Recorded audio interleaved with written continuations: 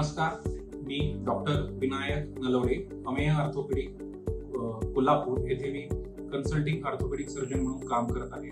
आज आपण बोलणार आहोत स्पॉन्डिलोसिस म्हणजे काय.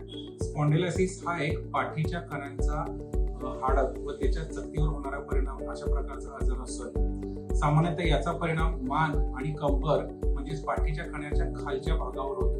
याची मुख्य लक्षणं अशी असतात की सकाळी उठल्यानंतर सांधे अडकणे किंवा पाठीत वेदना होणे, जास्त वेळ बसून राहिल्याने पाठ दुखणे, वाकताना किंवा उचलताना वेदना होणे. मानेच्या स्पॉन्डिलोसिस मध्ये किंवा मानेच्या चकत्यांच्या आजारामध्ये डोक्याच्या मागील बाजूस डोकेदुखी होणे, पाय हातांमध्ये अशक्तपणा किंवा अवघडलेपणा होणे, मानेत कडकपणा जाणवणे किंवा तोल गेल्यासारखं वाटणे, खांद्यापर्यंत मानेच्या वेदना येणे, पायांमध्ये किंवा खांद्यांमध्ये बधीरपणा येणे.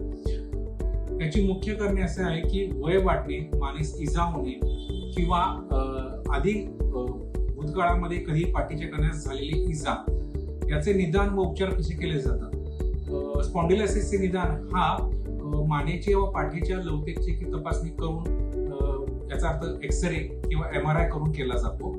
उपचारांमध्ये वेदना कमी करण्यासाठी औषधोपचार दिले जातात. तसेच परिणामी झालेल्या भागास बळकटी देण्यासाठी व्यायाम करणे किंवा फिजिओथेरपी अशा प्रकारचे निदान करून पाठीचे किंवा मानेच्या मणक्यांचे स्पॉन्डिलोसिसचा प्रकार कमी करण्यास मदत केली जाते. आभारी आहे.